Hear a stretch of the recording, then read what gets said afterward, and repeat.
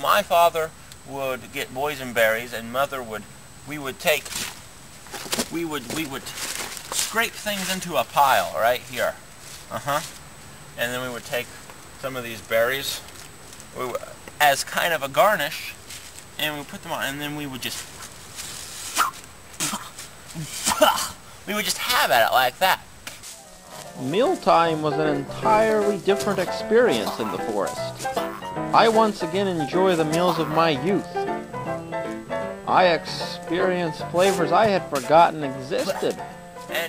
My sensory memory floods me. Anything was viewed as a potential meal in the forest. Trial and error.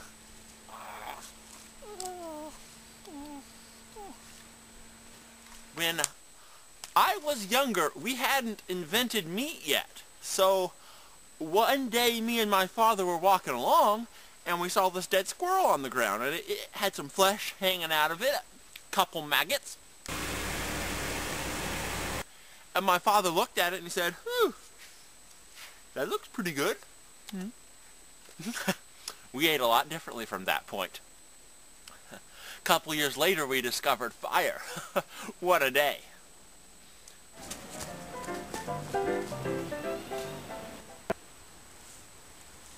This was what we called the blue diamond fungus. It would grow on trees around here. Let me tell you, it was a tasty delicacy. We would just lick it, just like that. Yeah. It was, that's good. Very good. Oh, very good. Very, very good. Oh, yeah. It was, really good. Really good. My forest is filled with beautiful memories of sun-kissed mornings and ice-cold rivers. But memory has a strange ability to make misery beautiful and to make us long for times we longed to be over. The fact is, life in the forest was hard and fraught with dangers. Every day could be your last. Life could be snuffed quicker than a hemophiliac bleeds to death.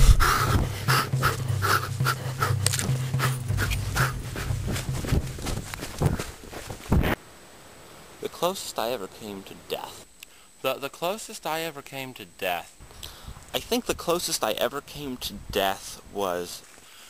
The closest I ever came to death. The closest I probably ever came to death. There were probably 2 instances I can think of where I came very close. In my younger days, I was one of Teddy Roosevelt's Rough Riders. And I got shot through the heart, and I stopped breathing. And I kind of panicked because I know you can't go long in that situation. But luckily, a man had just been shot dead right next to me. And so I gave myself a heart transplant on the spot. And he was one of the Mexicans, too.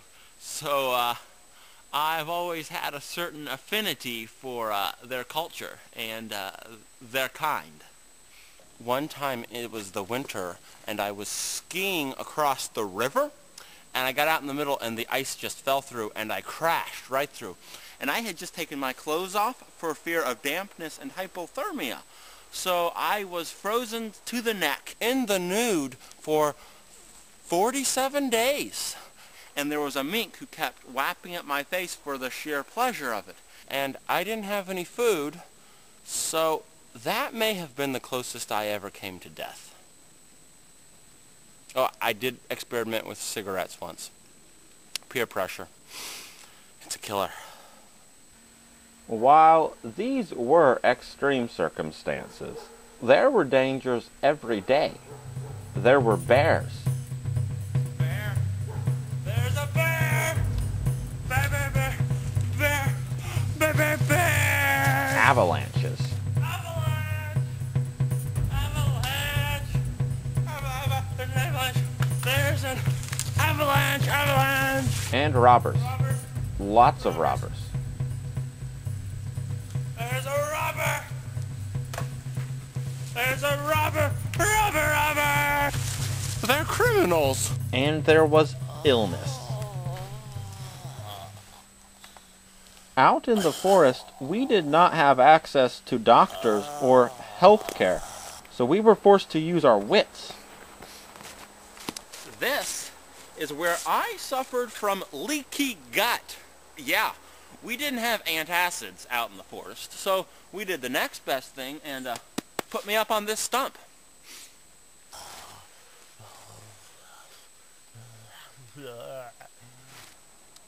This is where I suffered from aphthous ulcers.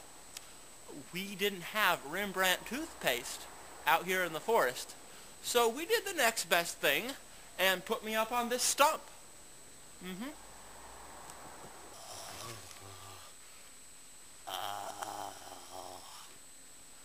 This is where I went through puberty. My parents didn't have classy sex education pamphlets out here in the forest, so they did the next best thing and put me up on this stump.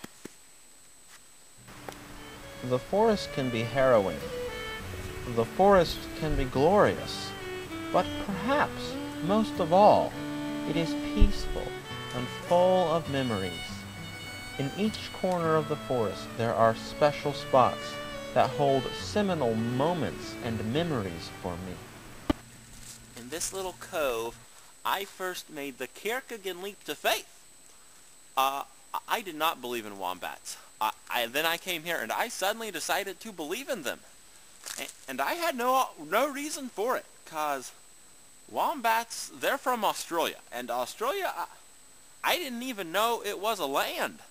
I thought it was like the name of the man who invented Vaseline. And I had no reason for that either. Many a night. This is where me and my friends would sneak away at night when we were teenagers to hang out. Many a wild night. Well, it wasn't that crazy. We mostly just read poetry.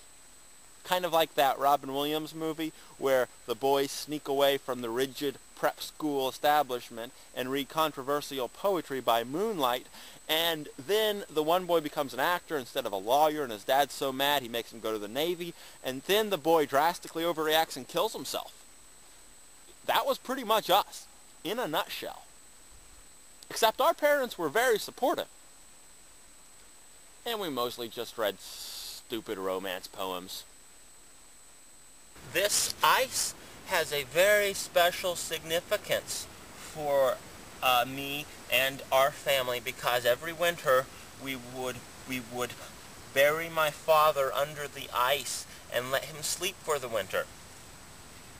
At least we did that one time, and my mother told me we were letting him sleep for the winter. Papa? Papa? Papa? Papa? He's gone. In my early days, we hadn't discovered fried chicken yet, so my parents did the next best thing and put me up on this stump.